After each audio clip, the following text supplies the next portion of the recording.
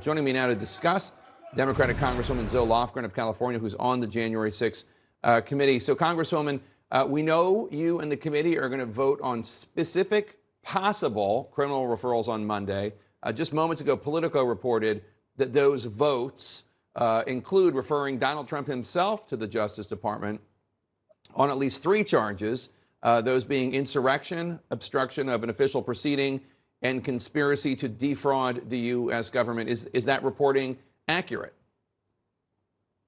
Well, I'm not going to get into that, Jake, and let me tell you why. We spent a huge amount of time, not just on what the code sections are and the bottom line recommendation, but the facts.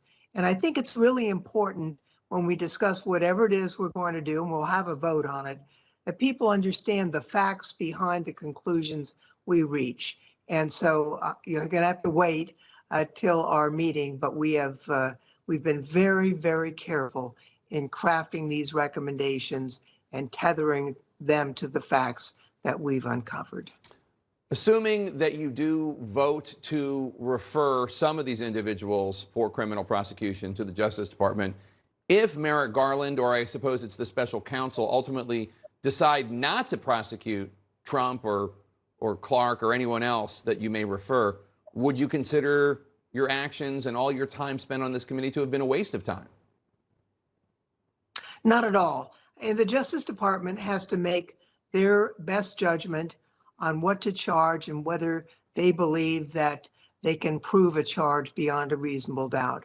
But it's very clear that our committee uncovered a wide-ranging plot to overturn the election, to essentially overturn the Constitution that began well before the election itself.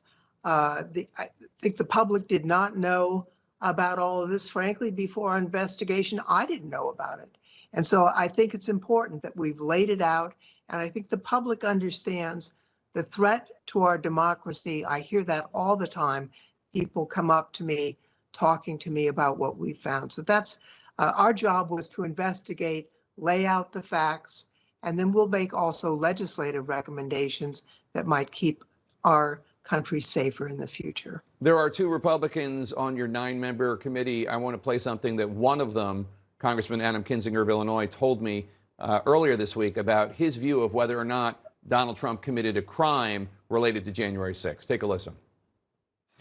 If he is not guilty of some kind of a crime, I mean, what we've basically said is presidents are above the law and they can do everything short of a coup as long as it doesn't succeed.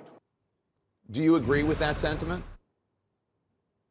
Well, you know, Judge Carter in California already said in his written opinion on the Eastman evidence issue that it's more likely than not that President Trump, as well as Dr. Eastman, committed a crime. So that's not a new thing. We've worked very successfully as a team on the committee, Republicans and Democrats together, and I'm looking forward to wrapping this up soon. We're working throughout the weekend, actually, on some of the tag ends of what we're finishing up. So it's been a tremendous experience. Something I never expected to be in all honesty. The chairman of the committee, Benny Thompson, says he also expects that the committee is going to release the executive summary and 8 chapters of your final report during Monday's meeting. Can you give us an idea of what that might include? Well, we've gone in greater detail over what happened. Really, we laid out the basic facts in our hearings.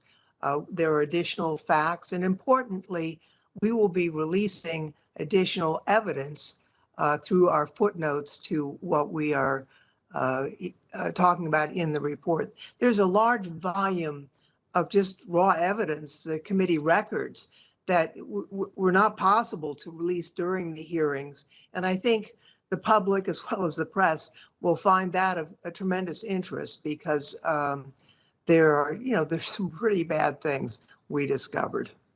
Today, we learned that federal investigators have accessed emails between former Justice Department official Jeffrey Clark and Republican Congressman Scott Perry of Pennsylvania. Perry refused to talk to your committee. What do you make of this new development? Well, when they executed the warrant on Mr. Perry's phone, I presume that they would get information that the committee was not able to get. The Department of Justice has tools that we don't have. And so I'm glad that they're not just letting it go. Obviously, we were unable to get the testimony of the members of Congress or the evidence that they possess. And that's one of the things we'll be discussing and talking about later in the business meeting, what to do about that. What was your response when you heard Congresswoman Marjorie Taylor Greene of Georgia over the weekend, last weekend, saying that if she and Steve Bannon had been in charge of January 6th, they would have won, and also they would have been armed? She later said she was joking around, but we interviewed Sergeant Gonell yesterday, and he didn't find it particularly amusing. Well, I don't think it's amusing either. First, she identifies with an armed mob that tried to overthrow the government. Winning, I guess that's overthrowing the government.